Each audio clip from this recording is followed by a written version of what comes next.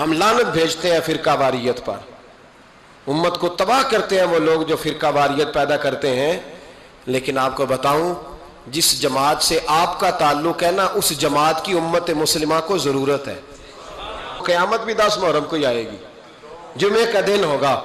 تو میں آج دل کو حاضر ناظر رکھ کے، اپنی طبیعت کو حاضر پا کے باشعور آپ کو کہہ رہا ہوں، جاگ کے سننا خدا کا واسطہ. آپ اس جماعت سے تعلق رکھتے ہیں، اگر کافر کے سامنے اسلام کا کوئی چہرہ پیش ہو سکتا ہے تو صرف سنی کا چہرہ پیش ہو سکتا ہے. ختم ہو گئی بات.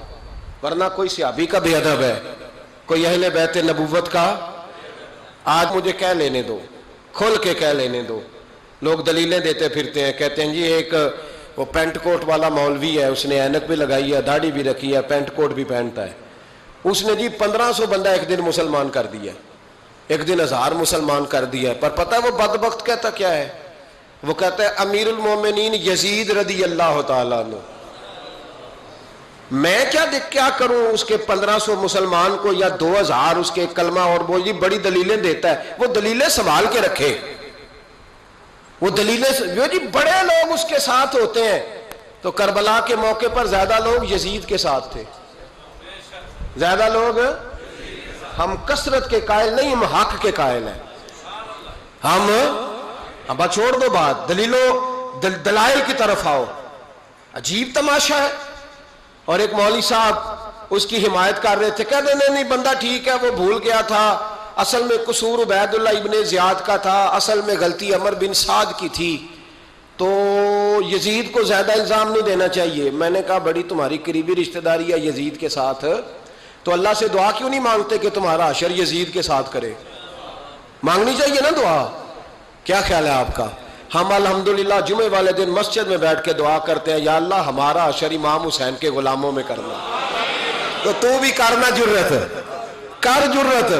ہماری جرت دیکھ، ہم یہ نہیں کہتے ان کے ساتھ کر، ہم کہتے ہیں یا اللہ ہمارا حشر ان کے. ہماری جرت دیکھو، ہم ان کے غلاموں میں، قدموں میں، نوکروں میں بیٹھنے کو دعا مانگ رہے ہیں، یا اللہ ہمارا ان کے غلاموں میں، غلاموں کے.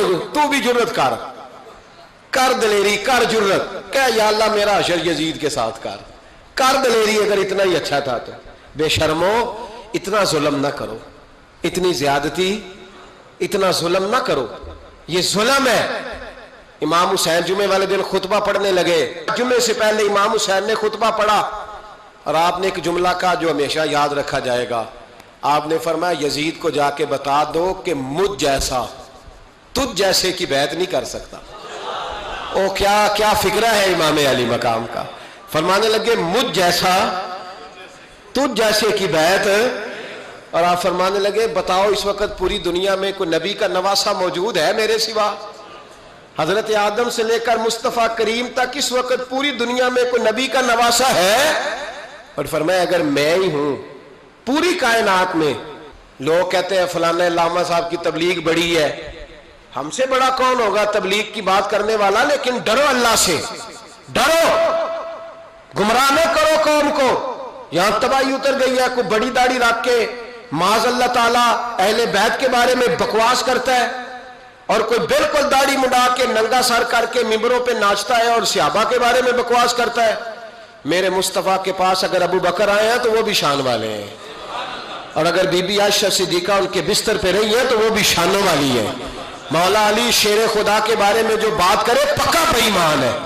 عجیب تماشا لگ گیا ہے جی. جو رب نبی پاک کے جسم کے قریب مکھی نہیں آنے دیتا، وہ گندا بندہ حضور کے قریب آنے دیتا ہے؟ عجیب تماشا ہے. امت کو تباہ کر رہے ہو، کافر کو موقع دے رہے ہو یہ کہنے کا کہ تمہارے نبی کے پاس بیٹھنے والے ٹھیک نہیں تھے. اگر حضور کے پاس بیٹھنے والے ٹھیک نہیں تھے تو بعد والے کیسے ٹھیک ہو گئے؟ تو یہ باز آنا چاہیے ان بے شرموں کو. یہ امت میں تفرقہ ڈالتے، بے حیائی کرتے. سنو اور یاد رکھو، حضرت امام حسین نے خطبہ پڑھا نا جب جمعے والے دن، فرمایا مجھے پہچانو تو میں کون ہوں؟ تو عمر بن سعد بولا، پکے نمازی بولے. عمر بن سعد کہنے لگا حسین جلدی کر، ہمارا جمعہ لیٹ ہو رہا ہے.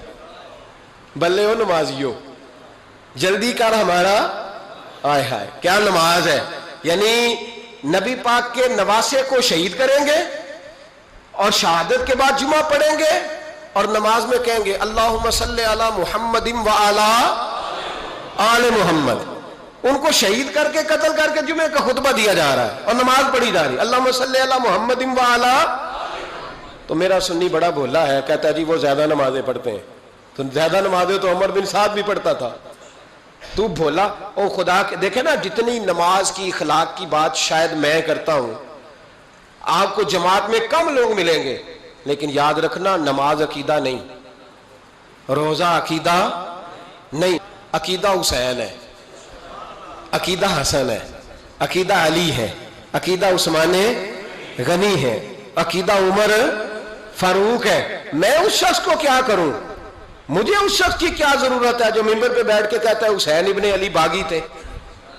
وہ شخص، اس کی نماز روزہ حج زکات دیکھا جائے گا؟ آؤ قرآن مجید سورہ شورا آیت نمبر 23، گھر جا کے قرآن مجید کھولو، یہ والی آیتیں بھی پڑھا کرو، یہ والی بھی کھولا کرو۔ صحابہ جمع ہو کے نبی پاک کے پاس آئے، عرض کی یا رسول اللہ صلی اللہ علیہ وسلم آپ کے خرچے زیادہ ہیں، آمدن کا ذریعہ کوئی نہیں، جس طرح آج لوگ ہر پیر صاحب سے نہیں پوچھ رہے، علامہ صاحب سے، کہ آپ کام کوئی نہیں کرتے، کپڑے پھر بھی سفید پہنتے ہیں، کیا ذرائع آمدن ہے، پھر بھی آپ گاڑی میں گھومتے ہیں۔ ہمارا تو پروگرام تھا مولوی بھوکا مر جائے، پر اس کے پاس آتے ہیں تو یہ تازی چائے پلاتا ہے، کیا مطلب، کس طرح کا رویہ ہے؟ صحابہ کے بار وہ یہ نہیں سوچتے تھے آتے کہاں، وہ کہتے تھے آگے بڑھ کے حصہ ڈالیں۔ وہ سارے آگے بڑھے، کہا یا رسول اللہ صلی اللہ علیہ وسلم اخراجات زیادہ ہیں، ذرائع آمدن بظاہر کوئی نہیں، نذرانوں پہ اعتراض نہ کیا کرو، نذرانہ دینا نبی پاک کی سنت ہے، نذرانہ قبول کر لینا نبی پاک کی، بولو، حضور کی سنت ہے۔ تو صحابہ جمع ہو کے آئے، ایک جگہ پہ میٹنگ کی، کہا تھوڑے سے پیسے ہر مہینے پیش کریں گے۔ تو حضور سے بات کون کرے گا پیسوں کی؟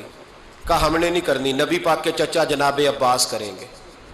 حضرت عباس رضی اللہ تعالیٰ عنہ کے ذمہ لگایا گیا، جناب عباس آئے، حضرت عباس رضی اللہ تعالیٰ عنہ پیسے لے کے آئے، اور سیانے بندے تھے، انہوں نے بڑی سمجھداری والی، عقل مندی والی بات چھیڑی۔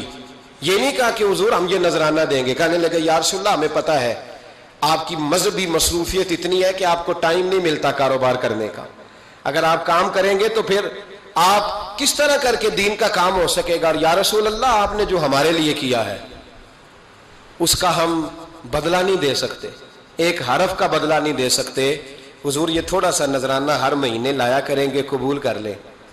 نبی پاک کے سامنے رکھا ہی تھا کہ اللہ کا قرآن بول پڑا، کا کل لا اسألکم علیہ اجرا، محبوب ان سے فرما دو کہ میں نے تمہارے لیے بڑی تکلیف سہی ہے، پر میں تم سے کوئی اجر نہیں مانگتا، تم سے کوئی اجر نہیں مانگتا، ہاں اگر تم نے کچھ کرنا ہے الا المودۃ فی القربى، تو میرے قریبیوں سے پیار کرتے رہنا، میری ختیجہ سے پیار کرنا، میری عائشہ کا ادب کرنا، میرے قریبیوں کا احترام کرنا۔ یا رسول اللہ ازواج تو گھر میں ہے ہی، قریبی کوئی اور بھی خاص ہے جس کا ادب کرنا ہے؟ تو نبی پاک نے فرمایا ہاں علی، فاطمہ، علی اور فاطمہ کی اولاد، فرمایا ان کا ادب کرتے رہنا، اس کا مطلب یہ ہوگا کہ تم نے میرے ساتھ بڑا ہی اچھا سلوک کیا ہے، کہا ان کا ادب کرنا، جناب علی، سیدہ فاطمہ، اور دونوں کی ان کا ادب کرنا فرائض دین، اہل بیت کا ادب کرنا فرائض